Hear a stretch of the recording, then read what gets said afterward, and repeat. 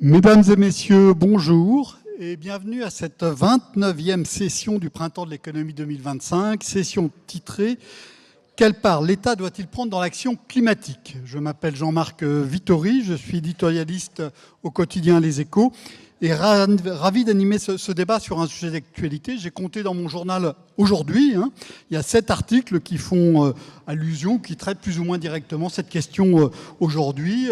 Je l'évoque d'un mot dans mon édito. Il y a une analyse sur les constructeurs automobiles face aux 100% électriques. Il y a un article sur l'étude de Météo France qui explore la vie dans une France à 4 degrés, etc. Alors même que dans l'actualité du moment, il est plus souvent des questions d'argent pour des sujets militaires que pour des sujets énergétiques et écologiques qui semblent parfois passer au second plan. Je vous rappelle que pourtant l'enjeu est d'importance. Le rapport Mahfouz-Pisani-Ferry évaluait les besoins en matière de transition énergétique écologique à près de 70 milliards d'euros par an en France dans les prochaines années, dont la moitié à la charge de l'État. Comment l'État peut-il agir alors qu'il manque d'argent ou trouver des ressources supplémentaires? Quels arbitrages, quels équilibres entre actions budgétaires et actions réglementaires? Quelle boîte à outils pour agir? Voici quelques-unes des questions qui seront effleurées dans le temps très court qui nous est accordé. Avec pour ma part une conviction profonde, il serait dangereux de mettre entre parenthèses cette action climatique, et non seulement pour des raisons écologiques, mais aussi pour des raisons économiques, de compétitivité. Car pendant ce temps-là, les Chinois et même les Américains continuent d'avancer sur ce sujet. Je vais commencer tout de suite avec Benoît Leguet. Benoît, tu diriges l'Institut de l'économie pour le climat, connu sous son petit nom franglais de I4CE. C'est un think tank qui travaille sur le financement de la transition climatique à destination des pouvoirs publics. Donc on est déjà au cœur du sujet. Et tu vas d'abord nous rappeler que les pouvoirs publics, ils ont fixé un objectif en la matière très à la fois ambitieux et raisonnable pour 2050. Oui, merci Jean-Marc. Exactement. Alors, un objectif à la fois terriblement ambitieux et extrêmement raisonnable. On va se téléporter 10 ans en arrière, Paris 2015, les États. Donc, puisqu'on est sur quelle part l'État doit prendre dans l'action climatique, la première chose qu'ils ont fait, c'est de fixer des objectifs dans le cadre de l'accord de Paris. Et je vous invite à lire non pas les 29 articles de l'accord de Paris, qui vous enverrez dans les bras de Morphée très rapidement, mais au moins l'article 2, alinéa 1, qui rappelle très clairement ce qu'il faut faire. Article 2, alinéa 1A, c'est il faut rester nettement en dessous de 2 degrés de réchauffement. Ce n'est pas 2 degrés en 2100 ni 2 degrés en 2500, c'est 2 degrés ad vitam aeternam.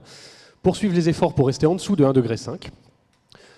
Le 2.1b, c'est il faut en même temps s'adapter aux impacts néfastes du changement climatique. Il va donc y avoir des impacts néfastes du changement climatique. La question, c'est comment fait-on pour? Et troisième objectif de l'accord de Paris, le 2.1c, aligner les flux financiers avec les 2 objectifs précédents. Aligner les flux financiers avec les 2 objectifs précédents. En bon français, je ne sais pas si vous avez déjà vu un flux financier dans votre vie, mais en gros, un flux financier, ça peut être une dépense. Quand vous achetez une baguette de pain chez votre boulanger, vous faites un flux financier. Ça peut également être un investissement. Quand vous investissez, en fait, vous structurez l'économie pour les années, les décennies à venir. Et en fait, ce sont les investissements d'aujourd'hui qui vont déterminer notre capacité à rester en dessous de 2 degrés ou pas et à nous adapter au changement climatique. Donc ce sont les investissements d'aujourd'hui qui façonnent l'économie des prochaines décennies et qui vont dire si oui ou non on va tenir les objectifs de l'accord de Paris. Donc ça, c'est la première contribution des États, fixer des objectifs. En 2 mots, l'Europe s'est fixé un objectif de neutralité carbone donc pour répondre à l'accord de Paris à horizon 2050. La France s'est fixé également un objectif de neutralité carbone à horizon 2050. Neutralité carbone Quesaco, ça veut dire qu'en 2050, les émissions résiduelles, les rares émissions résiduelles, ce qu'on n'aura pas pu ramener à zéro en termes bruts, devraient être compensées par une absorption équivalente de ce qu'on va appeler des puits de carbone. Alors, un puits de carbone, c'est quoi? C'est un machin qui absorbe du CO2 de l'atmosphère. Ça peut être des technologies du type capture et séquestration géologique du carbone, mais ça peut aussi être l'agriculture et la forêt.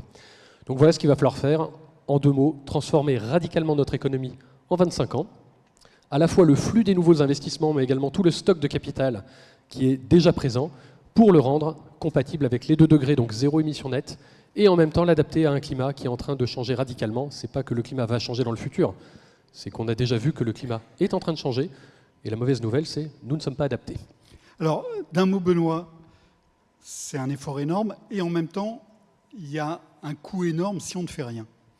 Alors effectivement, il y a un coût énorme si on ne fait rien. Je vais prendre les mots de mon président, donc Jean Pisani-Ferry, qui dit en gros, il y a beaucoup de raisons pour ne pas faire la transition, mais en fait, il faut la faire. Il le dit avec un truc, donc pour ceux qui connaissent Jean Pisani-Ferry, il dit en gros, il y a beaucoup de mauvaises raisons de s'endetter, la transition écologique n'en fait pas partie. Donc il va falloir faire un effort financier, un effort d'investissement. Ça va peut-être se traduire par davantage de dettes, à voir, on en discutera peut-être dans le reste de la table ronde, mais en tout cas, il faut le faire. Si on ne le fait pas, on risque d'avoir des coûts qui sont bien supérieurs. Un exemple, un ordre de grandeur que j'aime bien donner, alors avant d'être économiste, je suis ingénieur, un ordre de grandeur que j'aime bien donner, ce qui nous sépare des mammouths, donc vous savez, à une époque où Paris c'était de la steppe et il y avait des mammouths qui s'y promenaient, c'est 5 degrés en moyenne au niveau mondial. Donc avec 5 degrés de moins, on a une économie et une géographie qui est radicalement différente. C'était il y a 20 000 ans. Je vous laisse imaginer si on fait plus 5 degrés en 200 ans, c'est-à-dire 100 fois plus rapidement. La question pour vous, c'est est-ce que nos économies vont pouvoir s'adapter suffisamment vite à un tel changement climatique ? Nous allons continuer avec Xavier Timbaud. Xavier est directeur principal de l'OFCE. Tu as beaucoup travaillé sur les questions de transition. Je dis ça parce qu'une fois j'avais dit quelque chose d'un peu différent, ça t'avait vexé. Donc tu travailles intensivement sur ces questions-là. Benoît a parlé d'investir d'abord. L'État doit-il d'abord agir par le levier de l'investissement public ? Alors, le levier de l'investissement public, c'est un levier incontestable. Il est relativement facile à identifier, il est relativement facile à discuter. Bon, c'est pas parce que c'est facile à discuter, facile à identifier que les décisions sont prises immédiatement. Et donc, Benoît a raison d'insister et de bien essayer de tracer la route. La transition, ça va prendre du temps et ça va demander de la persévérance, de la constance. Et donc, oui, l'investissement public, c'est important. Par contre, il ne faut pas se dire l'investissement public, ça va suffire.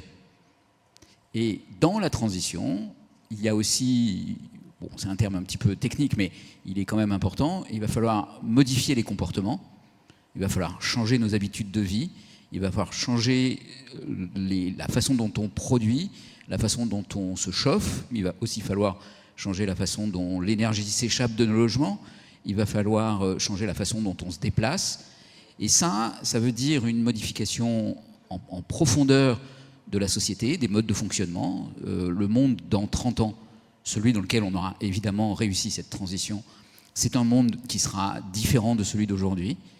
On ne mangera pas la même chose, ce qu'on mange ne sera pas produit de la même chose, notre énergie ne viendra pas des mêmes sources, on consommera peut-être beaucoup plus d'énergie qu'aujourd'hui parce qu'on sera obligé d'enlever le carbone de l'atmosphère, mais on se déplacera différemment, on produira différemment.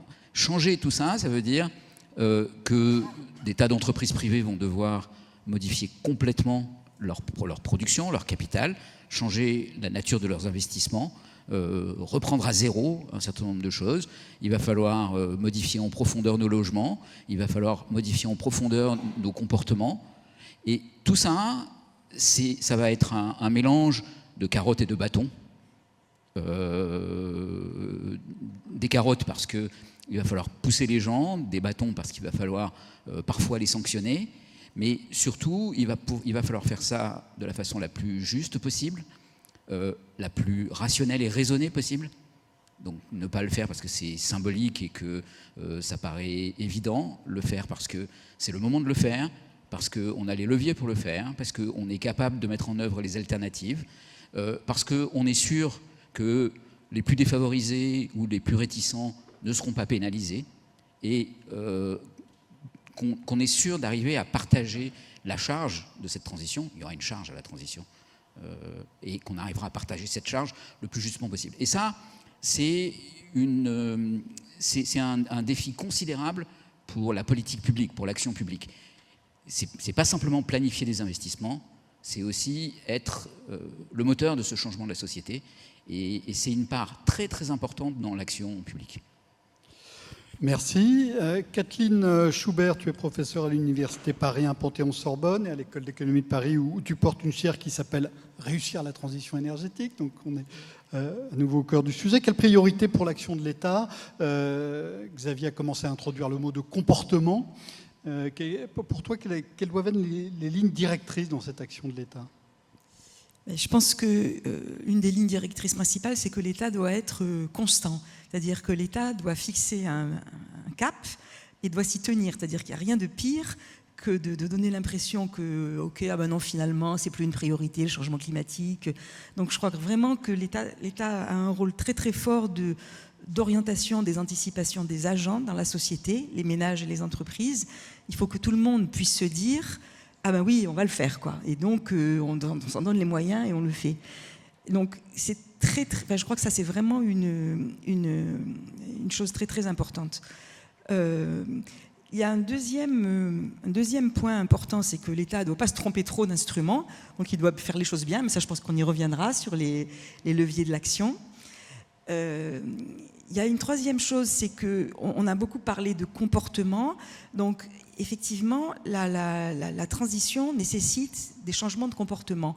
On vous dit tous vos comportements c'est pas bien, vous mangez trop de viande, vous roulez trop avec votre voiture thermique, vous prenez trop l'avion, etc. Bon, les gens n'aiment pas entendre ça. Personne n'aime qu'on lui dise que son mode de vie est pas bon. Donc, je pense qu'il faut prendre les choses dans l'autre sens, c'est-à-dire qu'il faut donner aux gens les moyens de changer, aux acteurs économiques.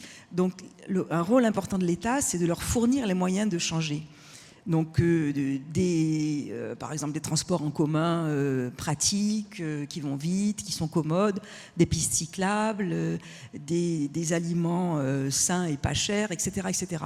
Donc ça, c'est un rôle fondamental de l'État, parce que ça ne sert à rien d'inciter les gens à changer ou de les obliger si ils n'en ont pas les moyens, s'ils ne peuvent pas. Voilà, pour l'instant. Ah oui, je peux dire encore autre chose ? Après. Benoît, juste un mot. Kathleen a dit qu'il fallait de la constance. En matière budgétaire, l'État il agit année après année. Comment on fait pour avoir de la constance quand on revote chaque année ? Alors, bonne question. Effectivement, on a un principe en France qui est le principe d'annualité budgétaire, c'est-à-dire que le Parlement vote chaque année un budget.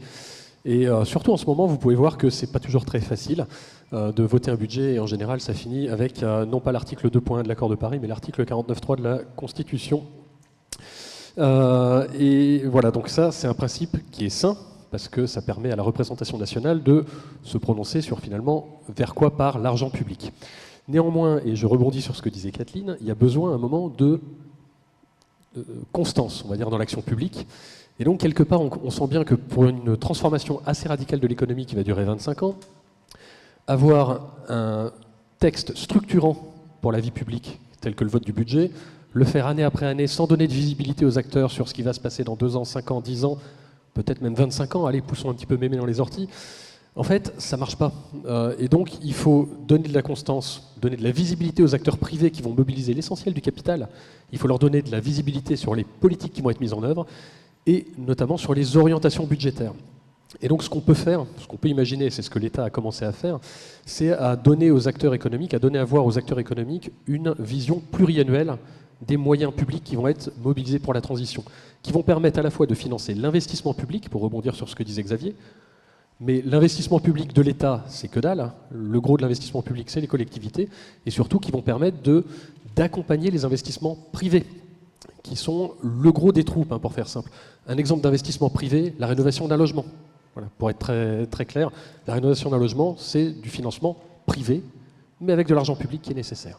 Et donc l'État a fait l'année dernière un exercice intéressant, il a produit une stratégie pluriannuelle de financement de la transition écologique. Tous les mots sont importants dedans, c'est une stratégie, c'est pluriannuel et ça répond, on l'espère, au financement de la transition écologique. À suivre.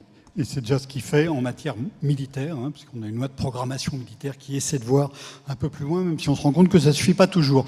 Donc on a commencé à parler de vision à long terme et puis presque de planification. Donc je me tourne naturellement vers Frédéric Jobert, qui est secrétaire général adjoint à la planification écologique. Planification, le mot qui a été réintroduit dans un organisme public après en avoir disparu pendant un certain temps. Donc vous contribuez au pilotage, à un pilotage à long terme de l'action écologique du secteur public. Le SGPE est placé sous l'autorité du Premier ministre. Comment vous pensez l'action de l'État en matière climatique ? On essaie de... Vous l'avez bien positionné, on essaie de faire le lien entre effectivement la manière dont les politiques fonctionnent et par construction, ça a été bien expliqué par Benoît, souvent de manière court terme, au moins sur l'angle budgétaire, et puis l'ensemble des travaux de l'État et de ses opérateurs, des administrations et des parties prenantes qui y travaillent, qui contribuent à la planification aux trajectoires à long terme, parce qu'il y en a beaucoup. On fait beaucoup de stratégies, des stratégies nationales bas carbone, des programmations pluriannuelles de l'énergie, des stratégies nationales d'alimentation, nutrition, climat, le plan national d'adaptation au changement climatique. Donc on sort beaucoup de stratégies qui sont en général des gros documents de plusieurs centaines de pages et qui listent un certain nombre de principes pluriannuels pour le coup et qui nous fixent des objectifs à 2050. Donc, ce qu'on essaye de faire avec pas nous tout seuls, mais je dirais avec les administrations et puis les ministères, c'est de traduire ça dans la politique publique, c'est-à-dire de ramener la prospective, de ramener le très long terme dans les décisions qu'on prend au quotidien, en réunion interministérielle, voire au Parlement. Alors ensuite, pour répondre concrètement à votre question, je pense que peut-être un peu mettre le pied dans le plat, une des difficultés auxquelles on fait face est qu'il faut certes considérer que le changement climatique est un objectif qui s'impose à nous, qui est civilisationnel, comme on l'a dit. Si on ne s'en occupe pas, c'est vraiment l'humanité qui est en jeu. Et en même temps, ne pas prendre cette question sur le plan de la moralité. Je m'explique. À la question « l'État doit-il soutenir telle ou telle activité ou financer telle ou telle activité ?» La réponse « cette activité ou ce financement est dans le sens du changement climatique » ne suffit pas. Ça n'est pas parce qu'une activité ou un investissement est vert que c'est à l'État de le porter. On l'a dit, Benoît l'a rappelé, ça a été dit aussi par Xavier, il y a énormément de choses qui peuvent être faites par le privé. Mais donc, il doit y avoir à un moment donné un raisonnement froid, rationnel, technico-économique, qui se détache de l'urgence climatique et qui doit juger de cet investissement est-il rentable pour un acteur privé dans le contexte actuel financier. Donc, première question à répondre, y a-t-il besoin de l'État ou pas pour y aller? Et vous imaginez bien que la plupart des gens qui nous demandent de l'argent, c'est pas parce qu'ils ont fait ce calcul et que vraiment c'est pas rentable. Ils nous demandent de l'argent parce qu'avoir de l'argent de l'État c'est toujours mieux que de pas en avoir. Et donc c'est à l'État de faire ce tri-là et c'est pas forcément simple. Et deuxième point, et j'en finis, une fois qu'on a décidé ou considéré qu'effectivement l'État devait intervenir, soit parce que l'investissement n'est pas rentable pour un acteur privé, soit pas qu'il l'est mais qu'il est trop risqué et donc on n'a pas un acteur privé qui est suffisamment solide pour le prendre, l'action de l'État n'est pas nécessairement budgétaire. Ça ne veut pas forcément dire que l'État doit donner de l'argent comme il en donne aux hôpitaux, comme il donne aux services publics. L'État peut apporter la norme, l'État peut faire jouer de la fiscalité, l'État peut jouer de la réglementation, l'État peut avancer l'argent et exiger un remboursement une fois que l'investissement est réalisé. Et donc c'est ce travail-là qu'on essaye de mener, là encore, avec l'ensemble de nos partenaires, pour éviter d'avoir un raisonnement trop binaire, même si, tout au début, la question est binaire. Enfin, la question est en fait même pas binaire. Il faut évidemment lutter contre le changement climatique avec toutes nos forces. Mais ensuite, il faut prendre beaucoup de recul. Donc, vous avez commencé à introduire des choses dont nous allons parler ensuite avec Jacques Cressel. Jacques, vous êtes le local de l'étape, puisque vous présidez la commission économie et finances du Conseil économique, social et environnemental, le CESE, qui nous accueille aujourd'hui, et le CESE qui a réfléchi sur ces questions-là ces dernières années. Vous œuvrez par ailleurs dans le secteur du commerce. Vous êtes délégué général de la Fédération Commerce et Distribution. Vous êtes vraiment du côté des entreprises. Et pour vous, cette distinction entre rentabilité et non-rentabilité que vient de faire Frédéric est absolument essentielle pour avancer. Totalement. D'abord, je voudrais dire que la planification dont on a parlé, elle est vraiment au cœur des travaux qu'on a menés ces dernières années sur ces sujets. À la fois avoir une vraie planification en termes de vision globale, et on souhaite que le SGPE soit le plus entendu possible, puisque la question se pose de temps en temps. Et puis planification budgétaire, effectivement, les lois de programmation, elles sont prévues par la loi organique sur les lois de finances au même titre que l'annualité budgétaire. Donc il n'y a aucune raison, je suis un ancien budgétaire, de ne pas faire ce genre de choses. Et il faut au contraire, on a appelé à le faire. Sur les instruments, moi je suis tout à fait d'accord avec ce qui avait été dit. Il faut naturellement distinguer selon les sujets qui se posent. Il y a un certain nombre de cas où finalement il y a une rentabilité intrinsèque. Je prends un exemple, poser des panneaux solaires sur les parkings, à terme c'est quelque chose qui a une rentabilité. Après, le sujet, c'est la vitesse, c'est le fait de savoir si la réglementation conduit avec des délais un peu excessifs à faire en sorte qu'on n'achète que des panneaux chinois avec les effets négatifs que ça peut avoir par derrière. Mais en tant que tel, c'est bon. La rénovation de l'ensemble des bâtiments tertiaires, c'est quelque chose qui n'a aucune rentabilité en tant que tel, ou très peu. Ça, naturellement, ça économisera un peu d'énergie, mais pas beaucoup. Je dis ça parce que, par exemple, pour le commerce, c'est 20 milliards d'euros. Ce seul sujet-là, c'est une augmentation de 20 à 30% des investissements du secteur. Et donc, soit ils prennent la place d'investissement rentable, soit ils vont au-delà, avec le choix qui doit se poser derrière, qui est, est-ce qu'il y a des aides, ou est-ce que ça passe dans les prix ? Ce qui est un sujet macroéconomique, mais qui n'est pas négligeable, compte tenu de tous les sujets, et je pense qu'on y reviendra tout à l'heure. Donc il faut que l'État regarde ça. L'État ne connaît pas forcément très bien tout ça. Il faut être clair. Et le mode de décision est un mode de décision qui est rarement fondé là-dessus. Et c'est le deuxième point que je voudrais dire, c'est que je pense qu'en termes de grille de choix, d'analyse, de mode de décision, on a des vrais progrès à faire. Quand vous regardez les dernières lois qui ont été votées en matière d'environnement, on voit très bien qu'il y a des mesures qui ont des coûts absolument déraisonnables à la tonne de carbone évité. Il y en a d'autres, par contre, qui sont efficaces. Mais ce débat-là, il n'existe quasiment pas. Il n'existe à peu près pas au début, quand le projet de loi est déposé. Et il n'existe plus du tout quand on est devant le Parlement. Je vous rappelle que la plupart de ces lois, elles commencent à 40 ou 50 articles et elles se terminent à 300. Donc ça veut dire qu'il y a 250 dispositions non étudiées d'un point de vue écologique qui ont finalement été mises en œuvre et qui ont parfois des coûts considérables.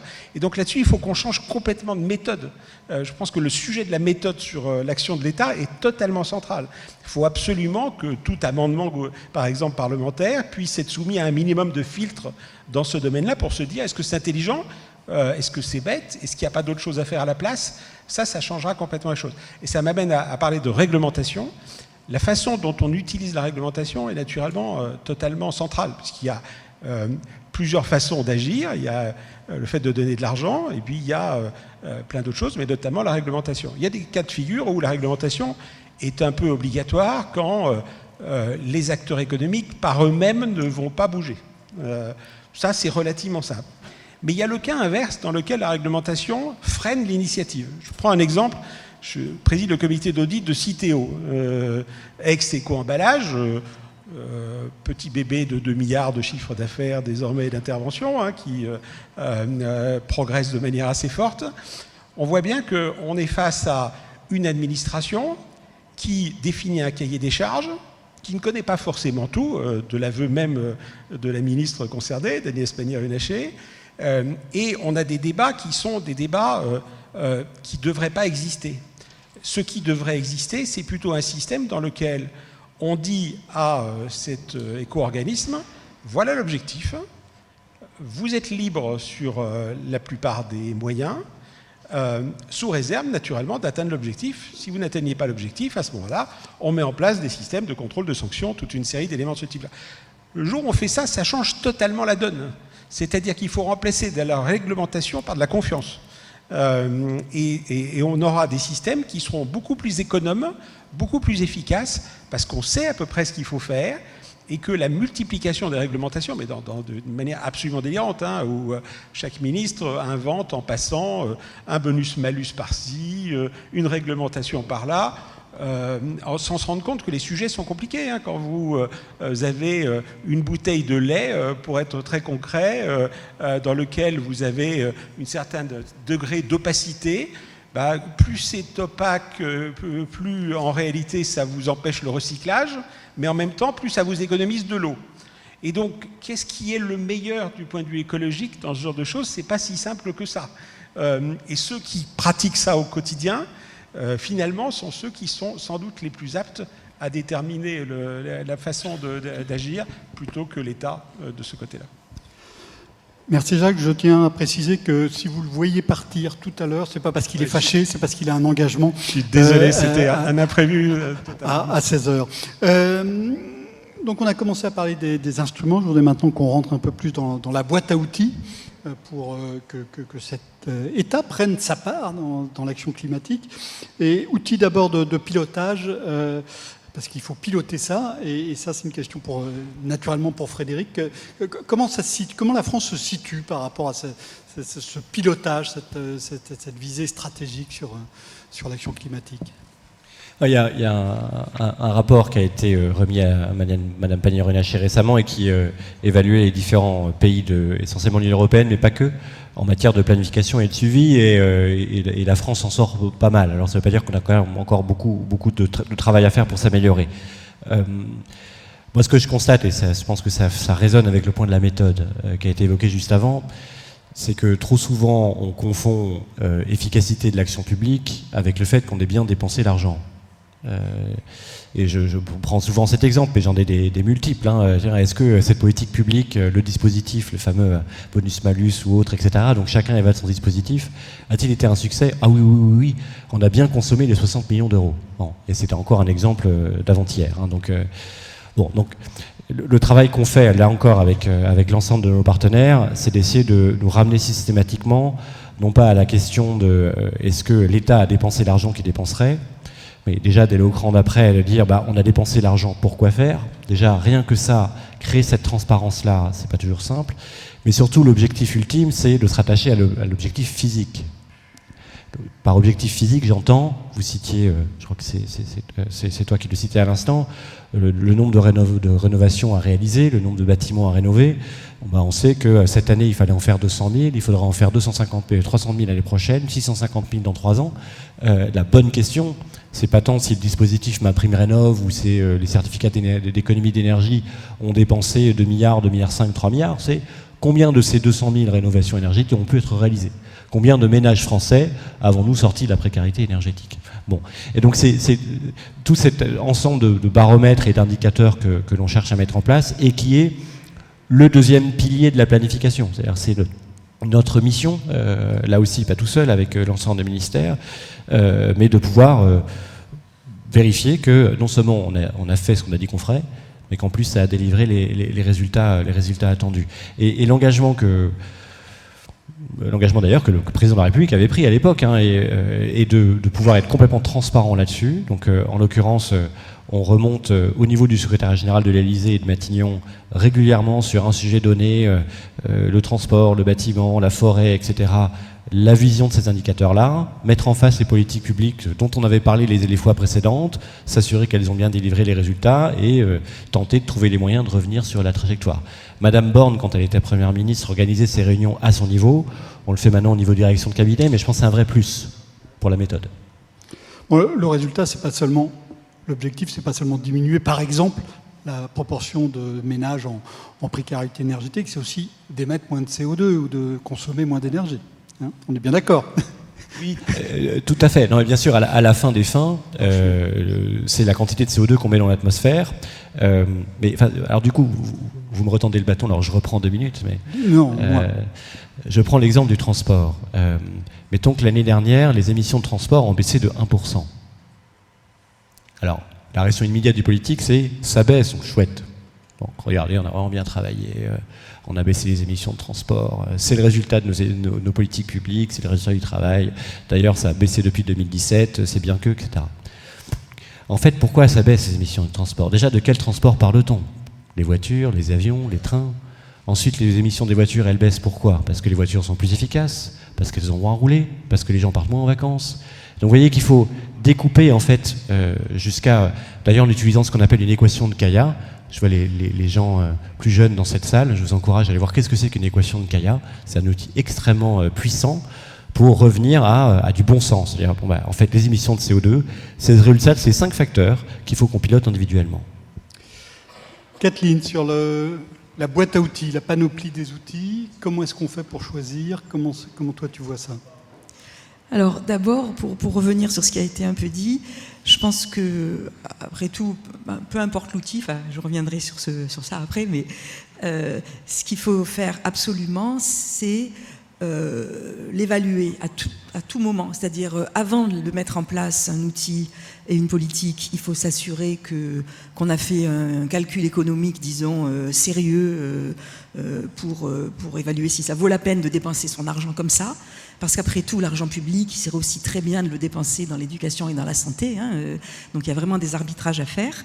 Donc un calcul économique sérieux, c'est vraiment la base de la dépense. Et ensuite, une fois que la politique est mise en place, il faut l'évaluer. On a des tonnes de politiques, et en matière environnementale en particulier, dont personne n'a la moindre idée de si c'est efficace ou pas. On ne peut pas les évaluer. Pourquoi ? Parce qu'on n'a pas les données, parce qu'on n'a pas prévu les choses comme ça. Donc ça ne va pas du tout, en fait. Enfin, je crois que vous l'avez un peu dit, mais il faut absolument faire beaucoup de progrès là-dessus. C'est un peu ce que vous avez dit aussi dans toutes ces mesures qui passent devant l'Assemblée, dont personne n'a jamais idée. Finalement, est-ce que ça vaut la peine d'avoir dépensé l'argent public comme ça ? Et est-ce que ça a baissé un petit peu au moins les émissions de CO2 ? Donc je crois que ça, c'est vraiment la base. Ensuite, sur les instruments, je pense que... moi, je suis une économiste. Les économistes, ils adorent ce qu'on appelle l'optimum, le premier rang. Bon, le premier rang, l'optimum, ce qui permet de réduire les émissions de CO2 de la façon la plus efficace, c'est la taxe. Taxe carbone, par exemple. Manque de chance, les autres gens, à part les économistes, ne sont pas du tout d'accord. Ils n'aiment pas du tout la taxe. Et donc, on est obligé de recourir à d'autres instruments. Bon, alors moi, jusqu'à récemment, je me disais, OK, faisons autre chose. Ce qui est compliqué quand même, c'est qu'on s'aperçoit depuis peu que les gens ne veulent plus non plus des normes, ni des réglementations. Alors, du coup, on est un peu désarmé face aux instruments. Donc, je pense qu'il y a vraiment besoin d'un débat. Il y a besoin vraiment que l'État affirme le cap et qu'il y ait un débat sur ces instruments. Parce qu'on ne peut pas à la fois avoir pas de taxes, pas de réglementation, pas de normes, parce que là, on n'a plus de politique. Donc voilà, je suis en pleine confusion quant aux instruments. Pleine interrogation. Merci de nous faire part de ces interrogations, Jacques, comme vous allez bientôt partir. Vous notion d'équilibre donc entre mesures budgétaires et mesures réglementaires, mais il faut aussi inscrire ces mesures budgétaires dans des mesures budgétaires qu'il faut prendre aussi pour d'autres dépenses. Et pour vous, voilà, comment est-ce qu'on fait cet autre équilibre ? Alors d'abord, on va avoir un premier équilibre qui est un problème d'équilibre macroéconomique dans tout ça. En gros, on va devoir investir plus sur les sujets dont on parle. On voit bien qu'il y a d'autres sujets sur lesquels on va devoir investir plus. La défense, mais du point de vue des entreprises aujourd'hui, le digital, quelque chose sur lequel il y a des investissements absolument considérables. Et donc, par définition, à production égale, si on investit plus, on fait un peu moins de consommation, d'une manière ou d'une autre. Et en plus, cet effet négatif sur la consommation, il va se doubler d'éléments que j'ai évoqués tout à l'heure, qui est qu'une partie de tout ceci va se traduire dans les prix. Et donc on va avoir un double effet dépressif sur la consommation, qui est quand même quelque chose qui va poser un problème global. Ça a posé un problème parce que, par définition, c'est ce que ressentent les Français, les consommateurs. C'est généralement pas très très bon pour leur morale globale. Deuxièmement, parce que ça fait 55 à 60% du PIB, et que donc, par définition, ça va avoir un effet sur la création de valeur et sur les recettes fiscales. Je dis ça parce que ça a un effet. Et si vous rajoutez le fait qu'un certain nombre de recettes fiscales, notamment sur le pétrole et autres, ont vocation à diminuer, on a déjà un problème de ce côté-là. Donc on va avoir un problème potentiel sur les recettes. On va avoir un problème potentiel sur les dépenses. Les choses sont assez claires. Il va falloir revoir totalement nos choix budgétaires dans tous les cas. Et donc, naturellement, tout le monde va se dire « pas chez moi ». Et en pratique, il va falloir faire en sorte que ça soit un peu sur tout le monde, en ayant quand même, et je ne dis pas ça parce que je représente les entreprises dans ce domaine, quand même un certain nombre d'éléments auxquels il va falloir faire attention. Les effets globaux sur la croissance. Naturellement, cette croissance doit être différente, mais c'est quand même cette croissance-là qui permettra d'avancer, y compris de trouver les recettes fiscales permettant de financer les investissements en question. Et puis le deuxième sujet, c'est naturellement tous ceux qui vont souffrir directement de l'ensemble des choix que j'évoquais, notamment en matière de prix ou autre, ou en matière de logement. Je dis souvent, il faut avoir un raisonnement bilanciel sur les Français. Hein. Les Français, ils avaient historiquement une maison, une voiture et une perspective d'un monde meilleur pour leurs enfants. La maison, elle vaut bilanciellement pas forcément beaucoup plus qu'avant, sauf dans certains endroits, mais dans les zones rurales, il est clair que c'est à la baisse. La voiture, si elle est diesel, elle vaut nettement moins. Et la perspective pour les enfants, elle n'est pas extraordinaire. Et donc, par définition, quand votre actif a tendance à diminuer, et que de l'autre côté, vous avez un risque de passif qui augmente, l'ensemble n'est pas extraordinaire. Et donc il faut un peu raisonner comme ça de temps en temps. C'est peut-être un peu macroéconomique, mais c'est comme ça qu'en pratique, finalement, microéconomiquement, chacun voit les choses. Donc il va falloir, et ça pose des problèmes qui sont les problèmes qu'on voit aujourd'hui sur notre système social et autres. Le sujet des retraites étant un des plus simples. Quand vous comparez le sujet des retraites en termes de façon de gérer ça, après il y a les choix politiques, mais par rapport au problème de la santé, par exemple, c'est extrêmement simple. Dès que vous passez sur d'autres sujets, là on voit bien que c'est une révision totale de nos choix collectifs. Merci. Donc vous nous avez mis d'abord un problème économique, qui est celui de mesures qui vont peser directement ou indirectement sur la consommation. Et vous nous avez rajouté 3 problèmes politiques. Premièrement, celui de la frustration des consommateurs parce que leur pouvoir d'achat risque d'être comprimé. Celui des dépenses publiques qui risquent d'être réaffectées, réallouées, et un certain nombre de gens vont en souffrir. On retombe sur la question de la justice qu'évoquait Xavier. Et puis sur la projection dans l'avenir, qui pose évidemment des questions redoutables. Bon, on va essayer d'avancer tout de même. Benoît, est-ce que tu... Avant de partir... Oui, pour plomber l'ambiance. Merci Jacques. Benoît, est-ce que tu partages le désarroi de Kathleen sur la boîte à outils ? Oui, alors... je suis plus optimiste que Kathleen. Alors peut-être parce que je crois un peu moins à la taxe comme alpha et oméga, on va dire, des économistes. Mais pour la politique publique, on a des grandes discussions avec Kathleen dessus. Voilà, oui, la taxe dans un monde parfait est un outil idéal, mais nous ne sommes pas dans un monde parfait, donc il faut aussi accepter qu'on n'a pas des outils parfaits. Alors, les décideurs publics ont quand même pas mal d'outils à leur disposition. Et Frédéric on a rappelé quelques-uns. Bon, il y a évidemment tout ce qui est, alors au-delà de la taxe, il y a tout ce qui est subvention, et l'État français s'est quand même pas mal appuyé dessus dernièrement. Ce qui était peut-être très bien pour la transition écologique, et puis quelque part on était content parce qu'on dépensait bien l'argent. Et là maintenant, en termes de contraintes budgétaires, il va quand même falloir se poser la question comment on priorise et par quoi on peut... Déjà, est-ce qu'on s'assure à chaque fois non seulement qu'on dépense bien, mais que la dépense est indispensable, la dépense publique est indispensable. C'est pas seulement bien dépensé, la question est un peu différente. Est-ce que finalement mon argent fait la différence ? Est-ce que si j'avais pas mis 7 € publics, est-ce que l'investissement aurait eu lieu de toute façon ? Et puis on peut peut-être avoir des instruments qui sont moins gourmands en argent public, alors des avances remboursables sur des investissements qui sont risqués, rentables mais risqués. Voilà, s'il y a un risque, l'État peut couvrir une partie de ce risque. La norme, moi c'est un instrument que j'aime bien et qui marche finalement pas mal, et qui parfois... Alors la norme, c'est à double tranchant. Ça peut être extrêmement coûteux pour les entreprises, et puis en même temps ça leur crée des marchés. C'est-à-dire que, et vous connaissez le jeu des entreprises, ce qui est très normal, c'est le jeu du club. C'est je rentre dans un club et je ferme la porte derrière moi. En gros, c'est je m'assure d'être du bon côté et de provoquer l'avancée de la norme au fur et à mesure de l'avancée de mes technologies. Ce qui, quelque part, est de la bonne logique économique. J'ai un avantage compétitif.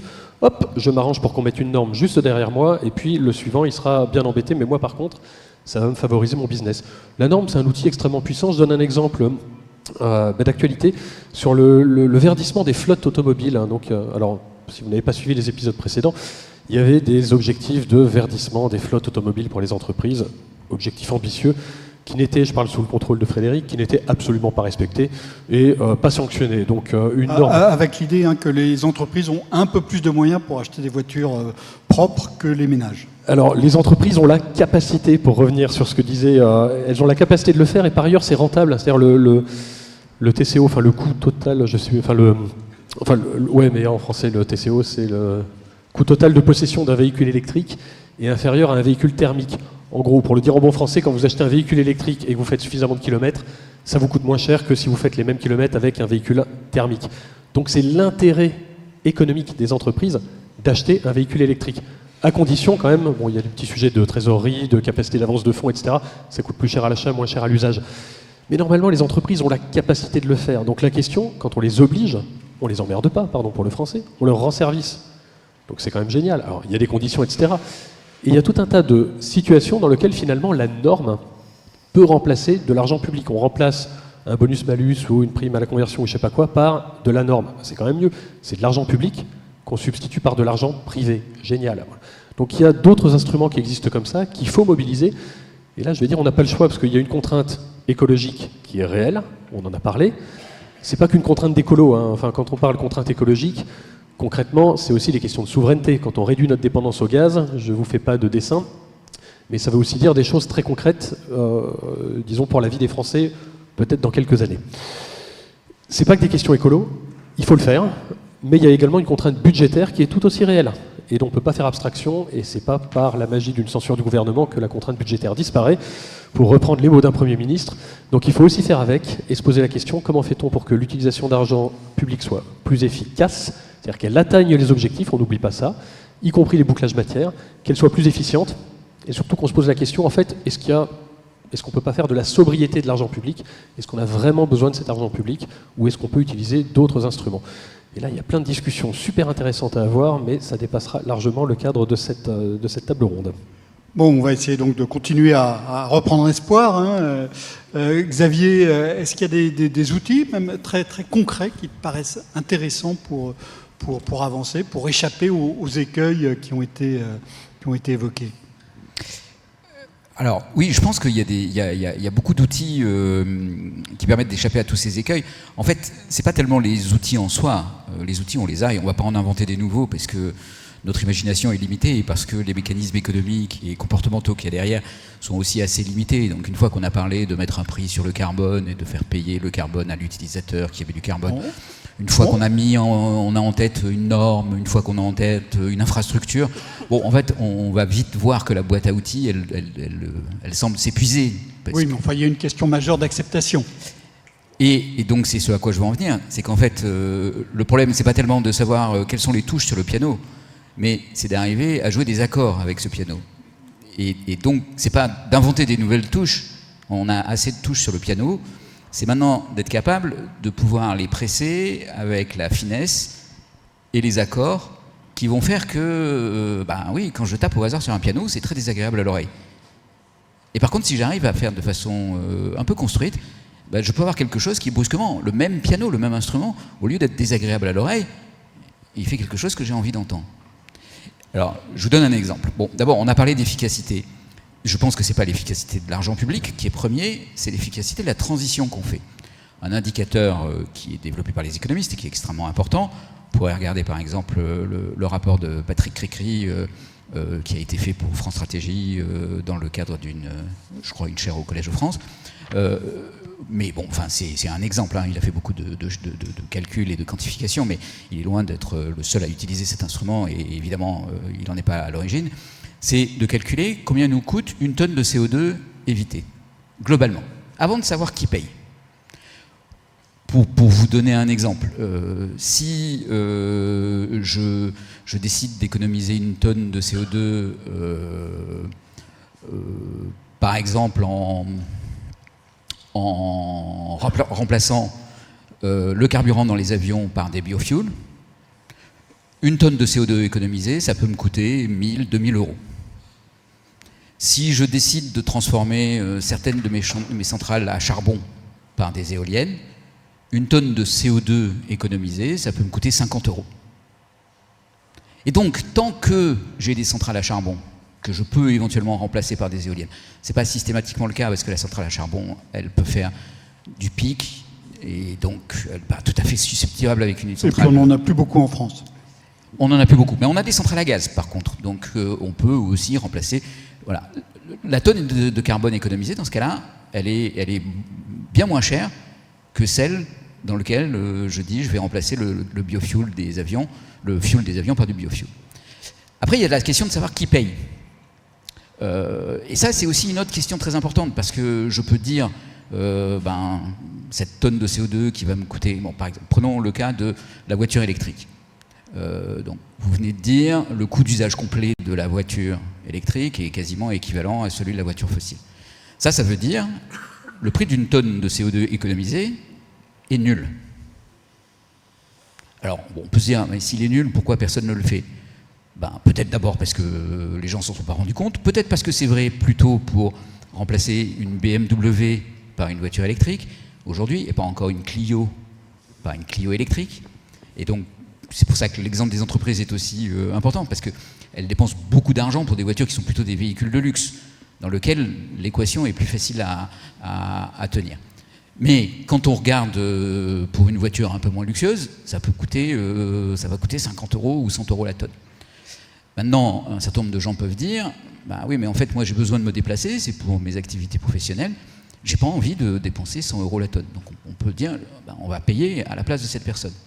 Alors on a mis en place en France un leasing social qui n'a pas duré très longtemps pour de très mauvaises raisons, mais qui était quand même un instrument intéressant. On proposait à des gens sous conditions de ressources de leur permettre d'acheter une voiture électrique à 100 €. 100 €, c'est vraiment très peu cher. C'est-à-dire que c'est moins cher même. 100 € par mois. 100 € par mois en leasing, c'est moins cher qu'une voiture fossile.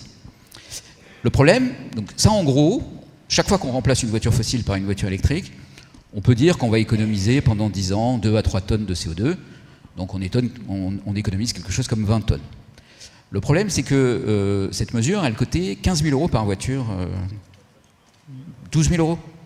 Bon, disons 15 000 €, c'est plus facile pour mon calcul. Le budget a été très vite dépensé. Mais ça coûte très cher. 12 000 € pour 20 tonnes, ça veut dire que je paye 500, 600 € par tonne de CO2 économisé. Et là où c'est ahurissant, c'est que, en fait, pour un individu, ça aurait coûté 100 €, mais là, pour le subventionnement, j'arrive à multiplier par 6 ce coût en termes d'argent public. En fait, je fais un transfert à quelqu'un de 500 € par tonne de CO2 économisé, sans véritable raison. Alors, en fait, il y aurait une raison de le faire. Et c'est là qu'on commence à avoir des accords sur le piano.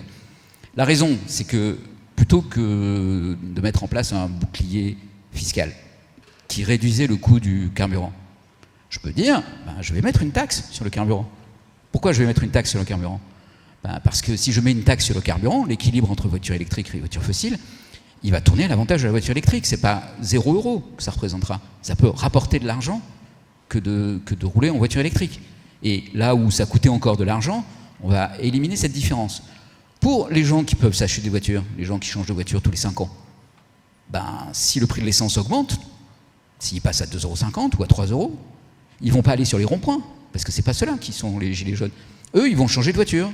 Ils changent de voiture tous les 5 ans, ils vont faire le calcul et ils vont se dire « Ah bah oui, évidemment, c'est bien plus rentable, je vais dépenser moins d'argent qu'à l'époque où le carburant coûtait 2 €. »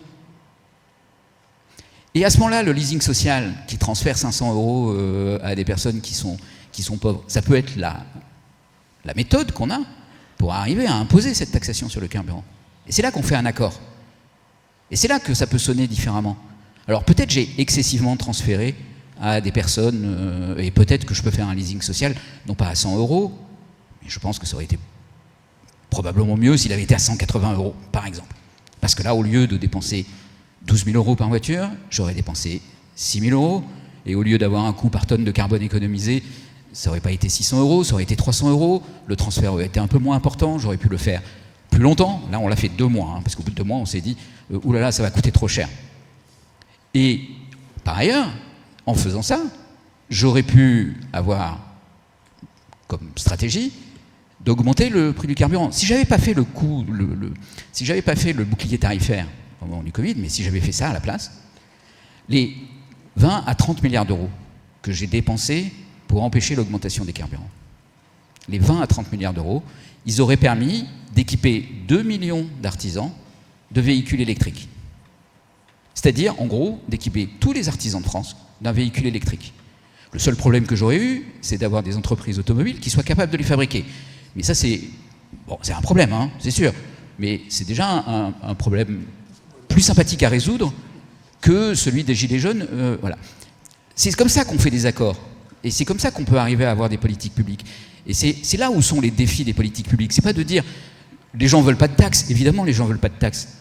Mais en fait, si je mets une taxe à un moment où les gens peuvent faire des choix différents, qui éventuellement vont devenir positifs pour eux, si je suis capable de différencier ceux qui sont véritablement pénalisés de ceux qui ne le sont pas, si je suis capable d'organiser dans le temps cette transition et petit à petit de créer une norme qui sera... Mais en fait, oui, c'est évident, il faut rouler en voiture électrique parce que c'est comme ça qu'on économise. Et en plus, ça nous fait faire des économies si j'arrive à inverser ça. Donc ça, c'est ma mélodie, c'est mon harmonique qui change complètement dans ma politique publique. Bah, au lieu d'avoir des gilets jaunes, j'ai un accord sur ces politiques. Le Canada vient de supprimer sa taxe carbone dans un contexte politique très particulier, mais parce que ça sonne mal. Ça ne veut pas dire que c'est la taxe carbone qui est le mauvais instrument, pas plus que le dos est une mauvaise note. Merci Xavier. C'était un petit peu long, mais c'était très intéressant parce que ça montre sur un exemple très concret la complexité des choix à faire, le rôle aussi du timing qui est absolument essentiel, c'est-à-dire qu'il y a des moments où il y a des choses qui étaient inacceptables, qui paraissaient inacceptables que 3 ou 5 ans plus tôt deviennent possibles. Et ça montre aussi qu'il est essentiel d'avoir des outils qui redonnent la main aux gens, que les gens redeviennent maîtres de leur destin et de leur choix, et que qu'ils ne soient pas des sujets à qui on impose des mesures. Est-ce que vous avez des questions, mesdames et messieurs ?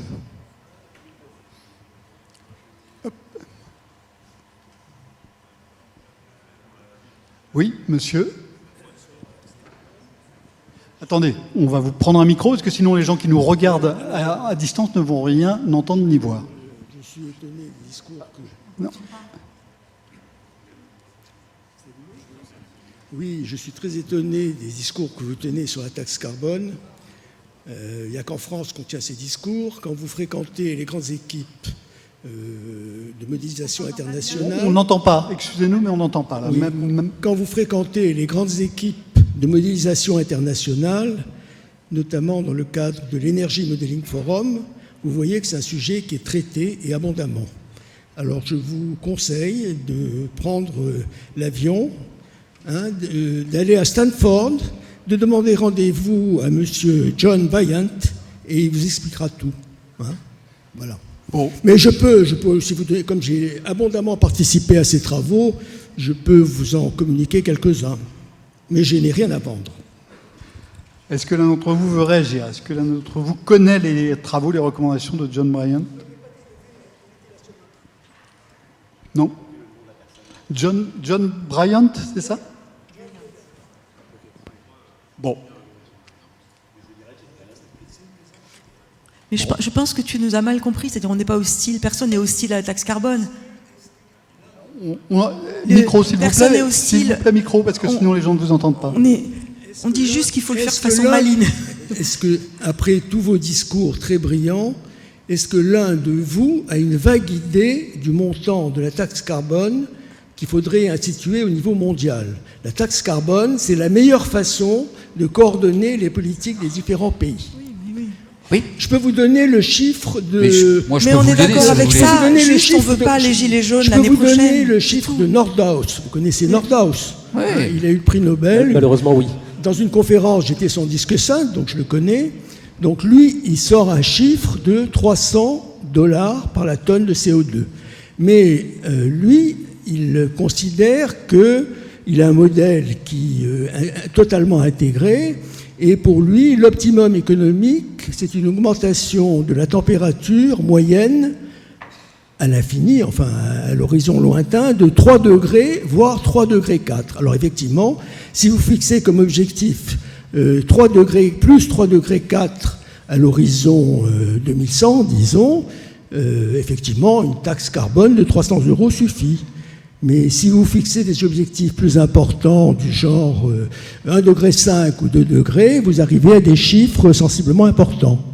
Mais Kathleen doit tu as certainement fait des travaux là-dessus, non? Tu as un modèle d'équilibre général calculable? Mais oui, mais Tu as un modèle d'équilibre on général ne dit pas calculable? l'inverse de toi.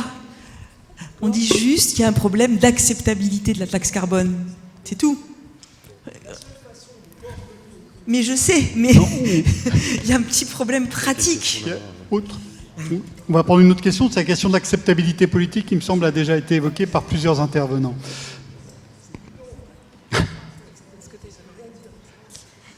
Madame. Bonjour. Quelle est la place du marché comme solution dans la boîte à outils? La place du marché comme solution dans la boîte à outils. Vous ne l'avez pas encore évoqué. Ça n'a pas été évoqué en tant que tel, même si ça a été évoqué indirectement. Xavier? Non, mais c'est évoqué indirectement. Enfin, je pense que sur la taxe carbone, il y a un malentendu. Et justement, il y a un malentendu. Et l'immense avantage de la taxe carbone, c'est que ça passe par un mécanisme de marché. Et qu'au lieu de devoir aller s'occuper de quelle voiture je choisis, quand est-ce que je la prends, est-ce que je vais utiliser des recharges sur l'autoroute ou chez moi, est-ce que j'ai besoin d'avoir des investissements préalables en matière publique sur les bornes de recharge, et de quelle couleur doit être ma voiture et tout ça, en fait, je vais simplement faire mon calcul à partir de ce signal prix. Et je vais ensuite... Je vais ensuite pouvoir aller... demander aux constructeurs automobiles de répondre à la demande que je vais avoir et de m'offrir des produits qui correspondent à ce que j'ai par ailleurs envie ou besoin et qui vont aussi répondre à cette question économique qui est déterminée par le prix du carbone. Et on aurait tort de penser que le prix du carbone qu'il est nécessaire de mettre est un prix du carbone qui est extrêmement élevé. Aujourd'hui, il vient de sortir le rapport d'Alain Quinet sur la valeur tutélaire du carbone. À l'horizon 2030, la valeur tutélaire du carbone dont on a besoin pour effectivement faire la transition et faire en sorte que les choix qui émettent du carbone sont très élevés, il est l'ordre de 200 € par tonne de CO2, ce qui est à la fois beaucoup, mais pas tant que ça. 200 € sur l'essence, c'est quelques dizaines de centimes en plus. Alors, oui, quelques dizaines de centimes en plus sur l'essence, c'est évidemment un choc important, mais c'est pas la fin du monde. Et une fois qu'on a mis ce signal prix, oui, le marché va effectivement nous produire tout un tas de solutions. Mais par contre, il ne faut pas négliger le fait que même si cette solution paraît finalement évidente et quasiment indolore, partout dans le monde, à chaque fois qu'on a mis une taxe carbone, mais bien inférieure à ces 200 € nécessaires, quand on a mis une taxe carbone à 20 €, à 30 €, ça s'est terminé par une opposition tellement forte qu'on est obligé de la retirer. Le fait que le Canada retire sa taxe carbone et que ce soit le premier acte de Carnet, qui est quand même, par ailleurs, c'est pas un climato-sceptique, et c'est quelqu'un qui a énormément œuvré dans le domaine de la finance pour faire avancer les questions climatiques, et dans le contexte aujourd'hui d'une guerre commerciale avec les États-Unis et d'un risque d'inflation, Carnet, il dit on arrête la taxe carbone. Et donc, si on ne comprend pas ça, si on ne comprend pas ces oppositions à la taxe carbone, si on dit mais non, c'est la seule solution et vous allez voir, ça va bien se passer, en fait, on fait le pire du pire, c'est-à-dire que on reste bloqué sur des solutions qui ne marchent pas, on joue une seule note sur son piano, et à la fin, il ne se passe rien du tout. Benoît, sur le rôle du marché. Ouais, sur le rôle du marché aussi, peut-être parce que je sens une confusion entre une taxe carbone, des instruments pris qui sont parfois vus comme des instruments de marché, et puis la place du marché dans la transition. Excusez-moi, une petite précision, je me permets. On évoquait en fait le marché carbone, le marché des droits à polluer. On ne parlait pas de la taxe carbone, en réalité. Le marché. Oui, mais c'est la même confusion. Il y a des instruments de politique publique qui sont la taxe carbone et les soi-disant marché du carbone. Je préfère système de quotas de CO2 échangeables. C'est plus complet comme appellation. Ce sont des instruments qui finalement fixent un prix au carbone et donc qui permettent d'intégrer une externalité. C'est important, etc. Mais pour répondre de façon plus large à quelle est la place du marché, parce que moi je trouvais la question intéressante. En fait, la transition écologique, alors je ne sais pas si c'est incompatible avec une écologie, avec une économie de marché. Je ne vais pas aller sur ce débat. Je constate simplement qu'aujourd'hui, et jusqu'à preuve du contraire, nous sommes dans des économies de marché. Du moins dans nos pays. Alors pour certains trop, pour d'autres pas assez, mais en tout cas on est dans ce qu'on va appeler des économies de marché. Et l'essentiel de la transition, ça va être du pognon privé. C'est-à-dire ça va être des investissements qui sont réalisés avec de l'argent privé par des ménages, par des entreprises, parfois cofinancés par de l'argent public, quand c'est nécessaire. CF, débat précédent. Mais donc, la place du marché, en fait, c'est essentiel. On ne va pas faire cette transition sans des économies de marché qui fonctionnent. Pour le dire de façon un peu simple, et c'est pas incompatible avec une norme. Si vous mettez une norme sur les voitures vertes, ça n'empêche pas les gens de vendre et d'acheter des voitures vertes. Et même, ça les incite à en produire. Et ça incite vachement à vendre des voitures vertes. Donc en fait, le marché, c'est pas incompatible, si c'est ça que je comprends derrière la question, c'est pas incompatible. La dictature verte, moi j'y crois pas. Je suis en même temps très conscient des limites du marché. le marché libre, non administré, etc., ça n'existe pas non plus. Là, la transition, ce qui nous attend, c'est de la part des pouvoirs publics, c'est une main de fer dans un gant de boxe, c'est-à-dire qu'il va falloir donner de la visibilité, de la clarté, de la prédictibilité, pour le français, pour les acteurs économiques, et ensuite, je fais confiance aux forces de marché, aux acteurs économiques, pour trouver des solutions technologiques quand il y en a, autres, type sobriété et autres quand il y en a, mais même la sobriété, il va falloir à un moment des trucs privés derrière. On ne peut pas simplement dire aux gens, vous n'avez qu'à prendre le vélo, oui c'est très simple, mais il faut des alternatives, donc il faut des pistes cyclables, ça c'est les pouvoirs publics, il faut des vélos, ça c'est plutôt le secteur privé qui va s'en charger, sauf à ce qu'on ressuscite la manufacture des cycles, je ne sais pas quoi. Je ne suis pas certain que fabriquer les vélos, ça soit dans les missions régaliennes ou même étendues d'un État. En revanche, fabriquer des pistes cyclables, sauf erreur de ma part, c'est plutôt les pouvoirs publics qui doivent s'en charger. Sauf à ce qu'on privatise complètement les pistes cyclables, mais j'en doute. Il y aura de la place pour le marché, et il y aura de la place pour de l'État.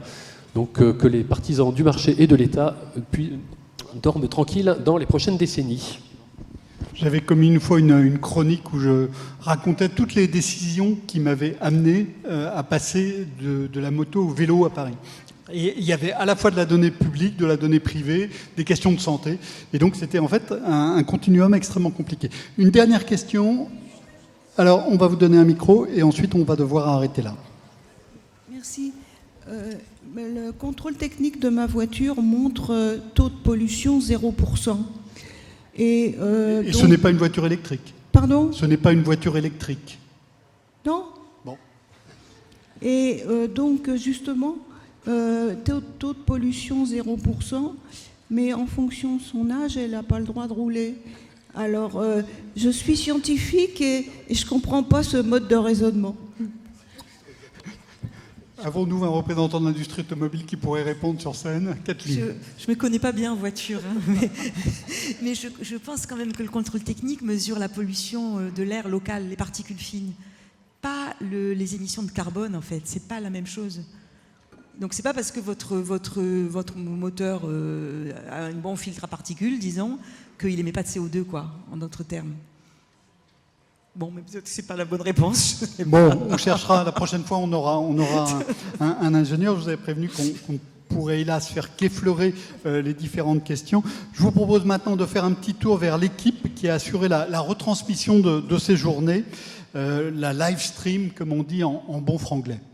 Oui, tout à fait. Jean-Marc Vittori, encore merci pour l'animation de cette table ronde intitulée « Quelle part l'État doit prendre dans l'action climatique ?» Merci à vous et à vos invités. Je dis merci, l'heure est effectivement à ça, car dans quelques instants, il s'agira de conclure ce 13e printemps de l'économie. Cette lourde tâche reviendra à Olivier Passet, Catherine Cousselat et Pierre-Pascal Boulanger. Mais avant, voilà, on voulait vous montrer un peu l'envers du décor, la régie, voilà, toutes ces personnes qui vous ont permis de suivre au sein du CESE, mais aussi chez vous. Oui, vous pouvez les applaudir.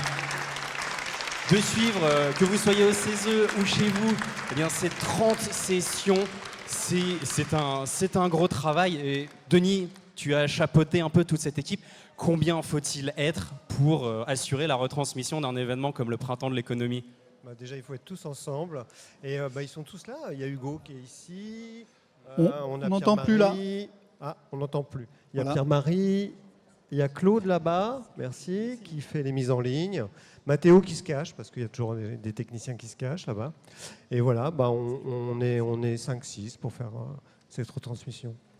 Voilà, c'était important qu'on s'en rende compte. C'est aussi grâce à vous que vous pourrez... Ah, pardon, Denis. Je voulais juste vraiment les remercier. Voilà. On a vraiment très très bien travaillé, on est très contents. Voilà, merci. Et les remercier d'autant plus que c'est grâce à vous que l'on pourra prolonger ce printemps de l'économie en revisionnant sur le YouTube du printemps l'intégralité de ces 30 sessions. Pour prolonger ce printemps de l'économie, sur YouTube, vous retrouverez aussi une série de vidéos intitulées Behind the Scene, dans lesquelles des intervenants reviennent sur les tables rondes, dans lesquelles des étudiants aussi échangent avec ces intervenants et leur posent des questions. Quelques rendez-vous littéraires au programme. Pour prolonger ce printemps de l'économie, enfin, je vous montre le magazine disponible en ligne, gratuitement. Voilà, n'hésitez pas à le parcourir, vous y retrouverez quelques articles de de certains de nos intervenants. Voilà, il y a énormément de merci à donner et je pense que c'est ce que va faire dans quelques instants Pierre-Pascal Boulanger, qui est fondateur du Printemps de l'économie et président de l'association Les Économiques. Pierre-Pascal, je vous laisse la parole pour conclure cette 13e édition du Printemps de l'économie.